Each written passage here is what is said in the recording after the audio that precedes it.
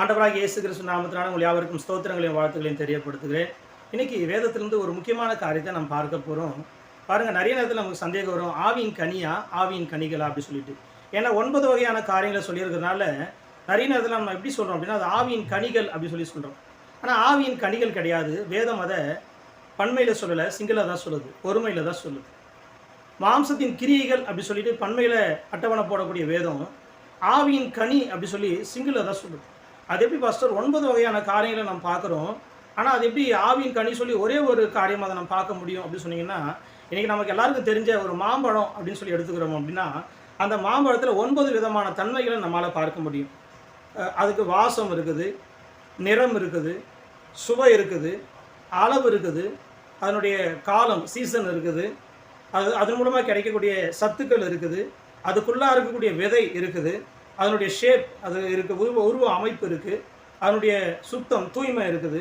அப்போ இது 9 தன்மைகள் சேர்ந்தது தான் ஒரு பழமாக நம்ம பார்க்குறோம். அதே போல் இந்த ஆவியின் கனியை 9 வகையாக நம்ம பார்க்க முடியாது, 9 தன்மைகள் கொண்ட ஒரே கனியை தான் நம்மளால் பார்க்க முடியும். இன்றைக்கி உங்களுக்கு நான் தெளிவாக சொல்லணும் அப்படின்னா, அன்பு அதாவது லவ் அப்படிங்கிறது வாசம். இன்றைக்கி நம்ம ஒரு பழம் இருக்கிற இடத்துல நம்ம கடந்து போகிறோம் அப்படின்னா அந்த வாசனை நம்மளை அட்ராக்ட் பண்ணும். அந்த வாசனை பார்க்கும்போது சாப்பிடணும் அப்படி சொல்லி தோணும். சில பழங்களெல்லாம் பாருங்கள், அதனுடைய வாசம் பார்த்தோம்னா நம்ம பிடிக்கவே பிடிக்காது, இதெல்லாம் போய் சாப்பிடணுமா அப்படி சொல்லி நினைப்போம். அதே மாம்பழம் தான், ஆனால் அதை நம்மளால் சாப்பிட முடியாது. ஒரு சில மாம்பழத்தை பார்க்கும்போது அதனுடைய வாசம் நம்மளை அட்ராக்ட் பண்ணி இழுக்கும். நீங்கள் உங்களுடைய இருதயத்தில் அன்பு நிறைஞ்சிருக்குன்னு சொன்னால் அந்த அன்பு வாசனை வீசுகிறதா இருக்கும், அநேகரை உங்கள் பக்கம் அது கவர்ந்து இழுக்கும். 2வது தன்மை பார்த்தீங்க அப்படின்னா சந்தோஷம். இன்றைக்கி நிறைய நேரத்தில் நம்ம அதை தொலைச்சிருக்கோம். பாக்கெட்டில் பைசா இருந்தால் சந்தோஷம் இருக்கும், அது குறைஞ்சிருச்சு அப்படின்னா சந்தோஷம் இருக்காது. சுற்றி நண்பர்கள் இருந்தால் சந்தோஷம் இருக்கும், நண்பர்கள் இல்லைன்னா சந்தோஷம் இருக்காது. இதை பற்றி வேதம் சொல்லலை. வேதம் சொல்லுகிறது ரட்சணத்தின் சந்தோஷம். எதை இழந்தாலும் ரட்சிப்புங்கிறது நமக்குள்ளே இருக்குன்னு சொன்னால், நாம் ஏழ்மையில் இருந்தாலும் நமக்குள்ளே ஒரு சந்தோஷம் இருக்குது.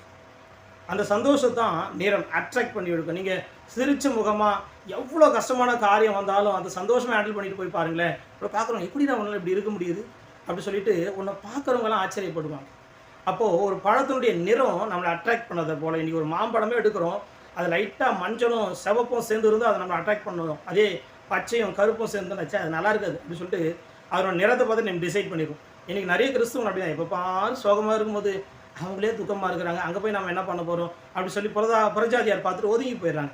ரட்சணத்தின் சந்தோஷம் நமக்குள்ளேருந்து வெளிப்படும் அப்படின்னு சொன்னால் எப்படி நமக்கு வரக்கூடிய அதே பிரச்சனை அதே போராட்டம் அவங்களுடைய வாழ்க்கையில் இருக்குது, எப்படி அவங்களால சந்தோஷமாக இருக்க முடியுது அப்படின்னு சொல்லி கேட்டாங்கன்னா, அந்த சந்தோஷத்தினுடைய ரகசியம் பரிசுத்த ஆவியானவர் சொல்லி, அந்த சந்தோஷத்தினுடைய ரகசியம் இயேசு கிறிஸ்துன்னு சொல்லி, அந்த சந்தோஷத்தினுடைய ரகசியம் ரட்சிப்பின் அனுபவம் சொல்லி உங்களால் சொல்ல முடியும். அந்த அனுபவம் இருந்துச்சுன்னா, அந்த நிறம் இருந்துச்சுன்னா அதுதான் அநேகரை அட்ராக்ட் பண்ணி இழுக்கும். 3வது காரியம் சமாதானம், பீஸ். இன்றைக்கி பாருங்கள், கிறிஸ்தவங்களுக்குள்ள பெரும்பாலும் இல்லாமல் போகக்கூடிய ஒரு காரியம் இந்த சமாதானம். கணவன் மனைவி இடையில் சமாதானம் கிடையாது, பெற்றோருக்கும் பிள்ளைக்கும் இடையில் சமாதானம் கிடையாது, சபைக்குள்ளே சமாதானம் கிடையாது. இந்த சமாதானம் இல்லாததுனால எவ்வளோ இருந்தும் ஒன்றும் இல்லை அப்படிங்கிறதா இருக்கும். காசு இருக்கும், நல்ல சாப்பாடு இருக்கும், சரீரத்தில் நல்ல சுகம் இருக்கும். இந்த சமாதானம்னு ஒன்று போயிருச்சுன்னா சரீரத்தில் இருக்க சுகம் கூட ஆட்டோமேட்டிக்காக போயிடும். பாருங்கள், இந்த சமாதானம் அப்படிங்கிறது பரிசுத்த ஆவியினால் உண்டாகக்கூடியது. வேதம் சொல்லுது இயேசு கிறிஸ்து குறித்து சமாதான பிரபு அப்படின்னு சொல்லிட்டு. அவர் நம்ம இருதயத்தில் வந்தார்னா அது நமக்குள்ள ஒரு சமாதானத்தை, என்ன தான் ஆப்போசிட்டாக இருந்தாலும் சூழ்நிலையெல்லாம் நமக்கு பாதகமாகவே இருந்தாலும் என்னவோ சாதகமாக எல்லாம் மாறிட்டது போல் ஒரு சமாதானம், பார்த்துக்கலாம் விடுங்க அப்படி சொல்லிட்டு நம்ம அதை அசால்ட்டாக ஹேண்டில் பண்ணிட்டு போயிட்டே இருக்கும். அந்த சமாதானம் பரிசுத்த ஆவினால் உண்டாகக்கூடியது. இன்றைக்கி நம்ம ஒரு மாம்பழம் வாங்குகிறோம் அப்படின்னா ஒரு சின்ன பழத்தை வாங்கிட்டு வந்துட்டோம்னா சந்தோஷமாக இருக்குமா அப்படின்னா கிடையாது. அதே ஒரு பெரிய பழத்தை குறைஞ்ச விலைக்கு வாங்கிட்டு வந்துட்டோம்னா, நான் கொடுத்த காஸ்ட்டுக்கு இது ரொம்ப அதிகம், பாரு எவ்வளோ பெரிய பழம், எவ்வளோ சீப்பாக வாங்கிட்டு வந்துட்டேன் அப்படி சொல்லுவோம். அப்போது அந்த சமாதானம் அப்படிங்கிறது தான் அந்த சைஸை, அந்த பீஸை நம்முடைய இருதயத்துக்குள்ளே தருது. இந்த சமாதானம் அப்படிங்கிறது நம்முடைய வாழ்க்கையில் ரொம்ப முக்கியம். 4வது காரியம் நீடிய பொறுமை, பேஷன் அப்படி சொல்லுவாங்க, லாங் சஃபரிங் அப்படின்வாங்க. இப்போ இது என்னன்னு சொல்லி பார்த்தீங்கன்னா, அது நீடிய பொறுமைன்றது காலம், டைம் அப்படி சொல்லலாம். இன்றைக்கி ஒரு மாம்பழத்தை நம்ம சாப்பிடணுன்னா சீக்கிரமாக சாப்பிடணும் அப்படின்னு மரத்தில் இருக்கும்போது வேகமாக பறிச்சிட்டோம் அப்படின்னா செங்காயாக இருக்கும், இல்லை காயாக இருக்கும். அப்போ அது கனிந்து வருகிறதுக்கு ஒரு காலம் இருக்குது. அதே பழுத்த பழத்தை ஒரு 10 நாள் 20 நாள் வச்சுட்டோம்னா அது ரொம்ப என்ன பண்ணிடும், படுத்துட்டு போயிடும். அப்போ அது சாப்பிடக்கூடியதுக்கு ஒரு சீசன் இருக்குது, அதுக்கு ஒரு காலம் இருக்குது, அது பழுக்கிறதுக்கு ஒரு காலம் இருக்குது, அந்த மாம்பழத்துக்கு ஒரு சீசன் இருக்குது. அப்போது அந்த நீடிய பொறுமை அப்படிங்கிறது அதுதான். இன்றைக்கி அவசரப்பட்டு செயல்படுகிறதுனால தான் நிறைய நேரத்தில் நம்முடைய காரியம் தோல்வியாக முடியுது. அந்த குறிப்பிட்ட நேரம் வரைக்கும், கர்த்தர் குறித்திருக்கிற அந்த காலம் வரைக்கும் நம்ம காத்திருப்போம் அப்படி சொன்னால் அதுதான் நீடிய பொறுமை. அதை தரக்கூடியவர் பரிசுத்த ஆவியானவர். 5வது காரியம் தயவு, கைண்ட்னஸ் அப்படி சொல்லுவாங்க. என்னடா ஒரு கிறிஸ்தவனாக இருக்கிற, ஒரு இறக்கம் இல்லையே உங்ககிட்ட, இப்படி இருக்கிறே அப்படி சொல்லுவாங்க. ஒரு ஜென்டில்னஸ் அப்படின்வாங்க, கைண்ட்னஸ் அப்படின்வாங்க. ஒரு கிறிஸ்தவனாக இருந்து ஒரு இறக்கம் இல்லாமல் இருக்கிற அப்படின்வாங்க. பாருங்கள், நீ எந்த அளவுக்கு அழகாக இருக்கிற, வாசனை வீசுகிற அப்படிங்கிறத விட ஒரு பழத்துக்கு அதனுடைய சத்துக்கள் அப்படிங்கிறது ரொம்ப முக்கியம். இன்றைக்கி எத்தனை பேர் நம்ம நெல்லிக்காய் பிடிச்சி சாப்பிட்றோம்? அது பிடிக்குதோ பிடிக்கலையோ அதுக்குள்ளே இருக்கிற சத்துக்களுக்காக அதை சாப்பிட்றோம். இது இன்னைக்கு நேற்று வந்த பிரச்சனை கிடையாது, ஏவாள் காலத்துலேருந்து வந்த பிரச்சனை. அது பார்வைக்கு மட்டும் இல்லை, புசிப்புக்கு நல்லது அப்படி சொல்லி தான் விரும்பி தான் சாப்பிட்றாது. சாப்பிட்டா ரொம்ப பெனிஃபிட். ஏன்னா தேவனை போல் என்ன பண்ணிடுவோம், மாறிடுவோம். நீங்கள் ஒரு பழம் சாப்பிட்ற, ஒரு மாம்பழம் சாப்பிட்றோன்னா இதை சாப்பிட்டோம்னா என்ன பெனிஃபிட் கிடைக்குது அப்படின்னு சொல்லி பார்ப்போம். அந்த பழம் எப்படி இருக்குதுன்றதை தாண்டி அதன் மூலமாக கிடைக்கக்கூடிய பெனிஃபிட் ரொம்ப முக்கியம். நீ ஆவியின் கனியினுடைய தன்மையில் இந்த தயவுங்கிற தன்மை இல்லாமல் இருக்க சொன்னால் உன் மூலமாக எந்த ஜனங்களுக்கும் பெனிஃபிட் கிடையாது. அந்த கைண்ட்னஸ் உங்கள்கிட்ட இல்லை, மற்றவங்களுக்கு இறங்கலை அப்படி சொன்னால் எல்லாத்தையும் உனக்குன்னு சொல்லி பண்ணுறேன்னா எல்லா தன்மையுமே குறைஞ்சிடும். அன்பு முதற்கொண்டு மொத்தமே குறைஞ்சி போயிடும். அந்த கைண்ட்னஸ், அந்த ஜென்டில்னஸ் அப்படிங்கிறது ரொம்ப முக்கியம். அந்த தயவுங்கிறது தான் உனக்குள்ளே நிறைந்திருக்கிற சத்துக்களை போல் நீ மற்றவங்களிடத்தில் ஆண்டவருடைய அன்பை காண்பிக்கிறதுக்கு அந்த தயவு ரொம்ப அவசியம். எல்லார் மேலேயும் எரிஞ்சு விழுந்துட்டு இருக்கிறவங்களால நான் ரொம்ப ஸ்ட்ரிக்ட்டு அப்படின்றவங்களால அந்த தயவு காட்ட முடியாது. ஆண்டவருடைய தன்மை அந்த தயவை நம்ம காண்பிக்கும் போது தான் வெளிப்படும். 6வது குணம் நற்குணம். 6வது தன்மை பார்த்தீங்கன்னா நற்குணம். அது வந்து குட்னஸ் அப்படி சொல்கிறாங்க. இன்றைக்கி பழம் பார்க்குறதுக்கு எவ்வளோ அட்ராக்டிவாக இருந்தாலும், எவ்வளோ பெருசாக இருந்தாலும் சாப்பிட்டு பார்த்தா சப்புன்னு இருந்தால் இதை வாங்குறதே வேஸ்ட் அப்படின்னு.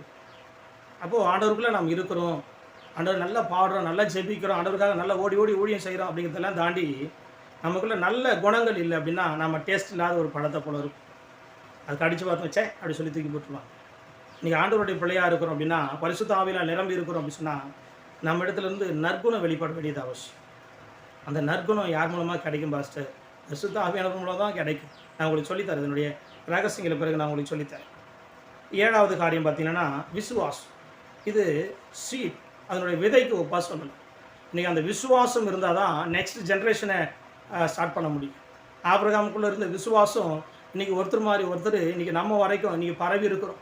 தேசங்கள் முழுவதும், யூதேயாவில் இஸ்ரேலில் மட்டும் கிடையாது, உலகம் முழுவதும் பரவி கிடக்கிறோம். ஆபிரகாமுடைய சந்ததி சொல்லி, ஆவிக்குரிய ஆபிரகாமின் பிள்ளைகள் சொல்லி நம்மளை சொல்லிக்கிறோம். அந்த சீடு எங்கேருந்து வந்ததுன்னா விசுவாசத்தில் வந்துச்சு. நீங்கள் அந்த விசுவாசம் உனக்குள்ளே இல்லைன்னா அடுத்த ஜென்ரேஷன் உன்னால் எழுப்ப முடியாது. ஸோ ஆவின் கனியில் முக்கியமான ஒரு தன்மை அதுக்கு சீடு இருக்கணும். இல்லைன்னா நல்ல டேஸ்ட்டாக இருக்குது, இதை நம்ம வீட்டான வைக்கலாமே அப்படின்னு சொல்லி நினச்சேனே, இதில் விதை இல்லாமல் போயிடுச்சு சொல்லி ஃபீல் பண்ணதை போல் எவ்வளோ தான் சரியாக இருந்தாலும் அடுத்த ஜென்ரேஷனை உற்பத்தி பண்ணக்கூடிய அளவுக்கு உனக்குள்ள அந்த விசுவாசம் இல்லை அப்படின்னா உன்னுடைய ஆவின் கனிகளுடைய தன்மை இந்த ஜென்ரேஷனோட முடிஞ்சிடும். அப்படி இருக்கிறதுக்காக ஆண்டவர் நம்மளை ஏற்படுத்தல. ஆண்டவர் உருவாக்கும் போதே விதை தரும் விருட்சங்களை ஆண்டவர் உருவாக்கியிருக்கிறார். இன்றைக்கி என்னை விசுவாசத்தோடு தான் ஆண்டவர் உருவாக்கியிருக்கிறார். நம்ம ரட்சிக்கப்பட்டது, ஞானஸ்நானம் எடுத்தது, அபிஷேகம் பெற்றது எல்லாம் விசுவாசத்தினால. அதே விசுவாசம் நமக்குள்ள நிலைச்சிருந்தால் தான் நெக்ஸ்ட் ஜெனரேஷன் ஆண்டவருக்காக நம்மளால் எழுப்ப முடியும். 9வது காரியம் சாந்தம். இந்த சாந்தம் அப்படிங்கிறது ரொம்ப முக்கியம். இன்றைக்கி ஒரு பழம் நல்ல கலராக இருந்தாலும் வாசனையாக இருந்தாலும் அதனுடைய ஷேப்பே ஒரு மாதிரி இருந்தால் வாங்க மாட்டோம். ஏன்னா மாம்பழம்னா நமக்கு ஒரு ஷேப் இருக்குது, ஆப்பிள்னால் நமக்கு ஒரு ஷேப் இருக்குது. நம்ம கண்ணை முடிச்சு வரைஞ்சிடுவோம், இப்படி இருந்தால் ஆப்பிள், இப்படி இருந்தால் மாம்பழம் அப்படி சொல்லி வரையும். அப்போ நம்ம பார்க்கும்பொழுதே அந்த ஷேப் அதுக்கு அட்ராக்டிவாக இருந்தால் தான் நம்ம வாங்குவோம். ஒரு மாதிரி முறுக்கிட்டு இல்லை ஒரு மாதிரி ஒரு பக்கம் சப்பையாக ஒரு பக்கம் நல்லா உப்பி வீங்கின மாதிரி இருந்துச்சு, அதெல்லாம் வாங்க மாட்டோம். பழத்தை பார்க்கும்போதே அப்படி எடுத்தோம்னா நல்லா இருக்கணும், அந்த ஷேப் பயங்கரமாக இருக்கும். இப்போ அந்த சாந்தம் அப்படிங்கிறது ரொம்ப முக்கியம். நம்மளை பார்த்தா கண்டுபிடிச்சிடும். பாஸ்டர் நீங்கள் ஊழியம் செய்கிறீங்களா அப்படின்னு கேட்பாங்க. பிரதர் நீங்கள் கிறிஸ்டினா அப்படின்னு கேட்பாங்க. எப்படி கண்டுபிடிச்சிங்க? இல்லை உங்களை பார்த்தாவே தெரியுது. எப்படின்னா அந்த சாந்தத்தில் தெரியும். நீ மற்ற இடத்துல பேசுகிறது பழகிறது நார்மலாக அப்படி சும்மா அவங்க முகத்தை திரும்பி பார்த்தா சொல்லிடுவாங்க. நான் அநேக நேரத்தில் கேள்விப்பட்டிருக்கக்கூடிய காரியம், அந்த ஊழியக்காரங்க பார்க்க ரொம்ப கருப்பாகலாம் இருப்பாங்க. இல்லைங்க, அவர் கருப்பாக இருந்தாலும் அவர் முகத்தை பார்த்தாவே அவ்வளோ சந்தோஷமாக இருக்குது அப்படின்வாங்க. ஏன்னா ஆண்டவருக்குள்ளே இருந்த அந்த சாந்தம் அவங்களுடைய முகத்தில் வெளிப்படும் போது ஆட்டோமேட்டிக்காக ஜனங்க அதை லைக் பண்ணுறாங்க. இன்றைக்கி அந்த சாந்தம் உங்களுக்குள்ளே இல்லை, எரிச்சலாக இருக்குது, அவங்கள பார்த்தாவே கோவம் வருதுங்க அப்படின்ற மாதிரிலாம் இருக்கக்கூடாது. உங்களை முகத்தை பார்த்தாவே அந்த சாந்தம் தெரியும். எப்போ வரும்? ஆண்டவர் கூட இருக்கும்போது தான் வரும். 9வது காரியம் இச்சை அடக்கும். நான் சொன்னது போல் நல்ல வாசனை வீசக்கூடிய நல்ல கலராக இருக்கக்கூடிய ஒரு மாம்பழம், நல்ல பெரிய சைஸு, நல்ல பழுத்து சாப்பிட்றதுக்கு எதுவாக இருக்குது, டைமிங் எல்லாம் பர்ஃபெக்டாக இருக்குது, சாப்பிட்ட நல்ல பெனிஃபிட் இருக்குது, டேஸ்ட்டு நல்லா இருக்கும், விதையும் இருக்குதுன்னு சொல்லிட்டாங்க. ஷேப்புமே அழகாக இருக்குது, எல்லாமே தாண்டி அது சேத்துல விழுந்து எடுத்து வச்சுருந்தாங்கன்னா, இல்லை அது மேலே ஃபுல்லாக டஸ்ட்டாக இருந்ததுன்னா வச்சுட்டு இருந்தோன்னா அதை நம்ம வாங்க மாட்டோம். ஏன்னா நமக்கு க்ளீனாக இருக்கும். நம்ம வாங்கக்கூடிய பழம் க்ளீனாக இருந்தால் தான் வாங்குவோம். அதே போல் எல்லா காரியமும் நமக்குள்ளே இருந்து இச்சை அடக்கம் அப்படிங்கிற ஒரு காரியம் நமக்குள்ளே இல்லை அப்படின்னா, செல்ஃப் கண்ட்ரோல் அப்படிங்கிற ஒரு காரியம் நமக்குள்ளே இல்லைன்னா, இந்த ஆவியின் கனிகளுடைய மற்ற 8 தன்மைகள் இதை அடிச்சு. அப்போது 9 தன்மையும் ரொம்ப முக்கியம். இதில் என்கிட்ட 2 இருக்குது, மற்றது இல்லை அப்படின்னா வேஸ்ட். பழைய காலத்தில் ஒரு விளம்பரம் போடுவாங்க பாருங்கள், 3 ரோசஸ். நிறம் இருந்தால் சுவை இல்லை, சுவை இருந்தால் மனம் இல்லை, எந்த டீயில் இந்த 3 குணம் இருக்குது. அந்த மாதிரி 9ல் நிறைய நம்மக்கிட்ட இருக்குது. பாதி இருக்குது, பாதி இல்லை, கால்வாசி இருக்குது, முக்கால்வாசி இல்லை. இதெல்லாம் ஆண்டவர் எதிர்பார்க்கு. ஆவியின் கனியினுடைய 9 தன்மைகளும் நமக்குள்ளே இருக்கணும் அப்படின்னு சொல்லி ஆண்டவர் எதிர்பார்க்குறார். அதுக்கு நம்ம என்ன செய்யணும் அப்படின்னு சொல்லி கேட்டிங்கன்னா, பாருங்கள், இதை சொல்லும் போதே கனி அப்படி சொல்லி தனியாக சொல்லாமல் ஆவியின் கனின்னு சொல்கிறாங்க. ஏன்னா ஆவியானவராலே இது பகிர்ந்து கொடுக்கப்படுகிறதுனால இதுக்கு பேர் ஆவியின் கனி.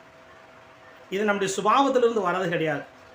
ஆவியானவர் நமக்குள்ளே வந்ததுனால நமக்குள்ளே உருவாகக்கூடிய ஒரு மாற்றம்.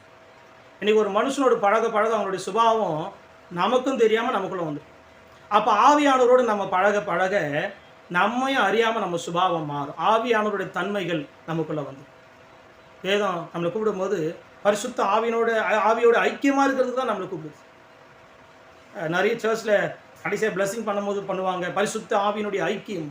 ஸோ அந்த ஐக்கியத்தில் நம்ம இருக்கிறோம் அப்படின்னா, ஆவியானவரோடு கூட நம்ம இணைஞ்சிட்டோம் அப்படின்னா, ஒரு செடியோட ஒட்ட வைக்கப்பட்ட கொடி எப்படி அந்த வேருக்கும் சாரத்துக்கும் சொந்தமாக மாறுதோ, அதே போல் பரிசுத்த ஆவியானவரோடு நம்ம இணைஞ்சிட்டோம்னு சொன்னால், கிறிஸ்துவுக்குள்ளே இருந்த அந்த சுபாவங்கள் பரிசுத்த ஆவியானவர் மூலமாக நமக்குள்ள வந்து.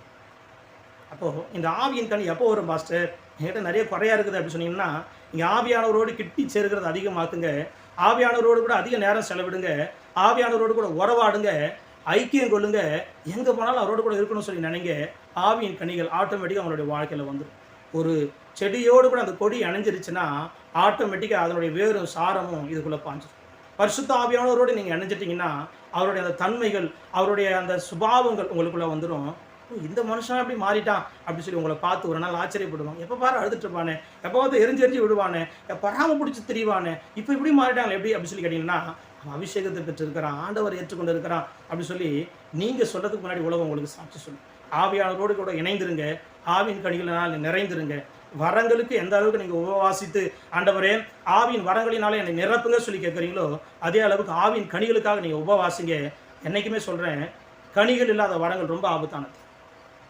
நீங்கள் வரங்களுக்காக மட்டும் நீங்கள் ஃபோக்கஸ் பண்ணி ஜெபம் பண்ணிட்டு இருப்பீங்க, கனிகளை நீங்கள் விரும்பலை அப்படின்னு சொன்னால், அந்த வரங்கள் உங்களுக்குள்ளே கிடைச்சாலும் அது உங்களுக்காக தான் யூஸ் பண்ணிக்கிறீங்க, ஆண்டவருக்காக யூஸ் பண்ண மாட்டீங்க. அது பிறருக்கு பிரயோஜனமாக இருக்காது. அது மூலமாக எப்படி உங்களுக்கு பெருமை சேர்த்துக்கலாம், அது மூலமாக எப்படி உங்களுக்கு பணத்தை சேர்த்துக்கலாம், அது மூலமாக எப்படி நீங்கள் ஃபேமஸ் ஆகலாம் அப்படின்னு சொல்லி தான் பார்ப்பீங்க. அதே கனியோடு இணைஞ்சிருப்பீங்க, கனி அனுபவத்தோடு சேர்ந்த வரங்கள் உங்களுக்குள்ள கிரியை செய்யன்னு சொன்னால் நீங்கள் மிகுந்த பலனை கொடுப்பீங்க. கர்த்தர் மூலமாக மகிமைப்படுவார். பிரயாசப்படுங்க, ஆவியானவரோடு கூட இணைந்திருங்க, ஆவியின் வரங்களினாலும் கனிகளினாலும் நிறைந்து செயல்படுங்க. கர்த்தர் உங்களை கொண்டு பெரிய காரியங்களை செய்வார். ஆக ஆமென். God bless you.